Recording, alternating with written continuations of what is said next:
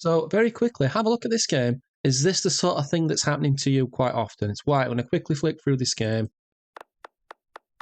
Right, very rapid pace. Identifying the massive blunder that's about to occur.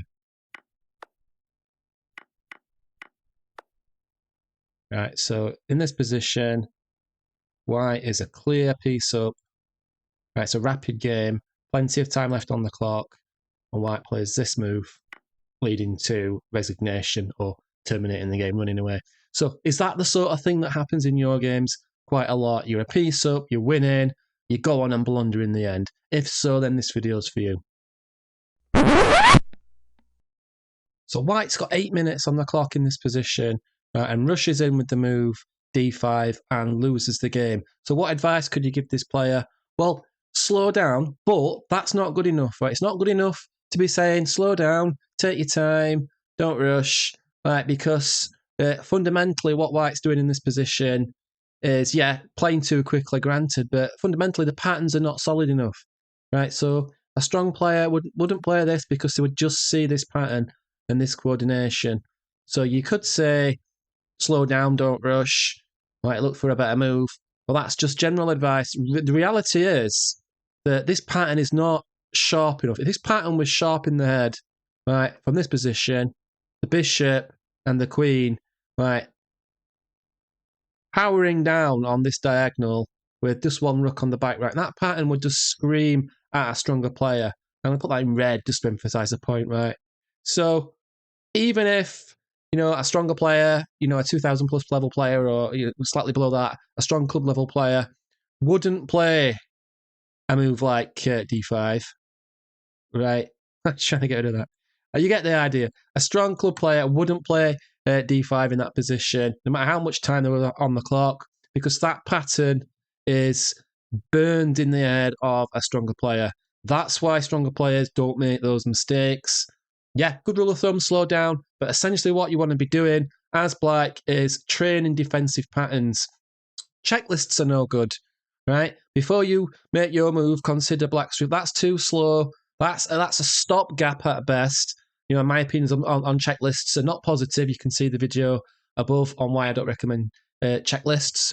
The reality is you just need to train these simple patterns over and over again. So this is good news for white. The fact that they've played this game, they've made this horrific blunder, is fantastic news because they can learn from that and try and reduce those blunders. Blunders are nothing to be scared of. That's why I wrote the t-shirt, I play less chess and blunder, because there's nothing to be scared of. So in this position, what would I do as white? I would be absolutely training this position, right, and making a massive note of this position, because this cost me the game. It doesn't matter, it's an internet game. Right, he's not lost the World Championship or anything like that. But these are the patterns that are slipping through the net. And if black wants to get stronger, no doubt most players want to improve. Right, then you just need to be identifying these basic patterns, these defensive patterns. And how you do that? Pretty simple, relaying the position. You could stop this position and you could find a better move than d5. Right, and then you could train that position. But overall, with this one in mind, right, with the queen takes in mind. So in this position, the first thought that came to me was, well, we're a piece up. There's lots of activity. Let's just make it easier. And let's just play queen takes, right, and we'll just take the queens off the board. So if queen takes, knight takes, and that is actually the top engine move. But regardless of whether it was the top engine move or not, it's still, from a human point of view, probably the safest move to play because you're just taking material off the board, you're taking the queens off the board into position, and, black has not got those, options to attack with the queens off the board, and white's just better in that position. And white has played a really nice attacking game, some fantastic attacking tactics, but this often happens in that people train and focus more on the attacking tactics and aggressive moves than they do on defensive and positional ones, right? So naturally, most players are weaker in defense. Most players are weaker in terms of spotting threats. But I strongly believe that, you should be training those equally. It's massively, massively important. In the position, actually, d5 is a good move if it wasn't for the bishop, right? If we take the bishop away, let's say, this bishop is, I don't know, there or something like that.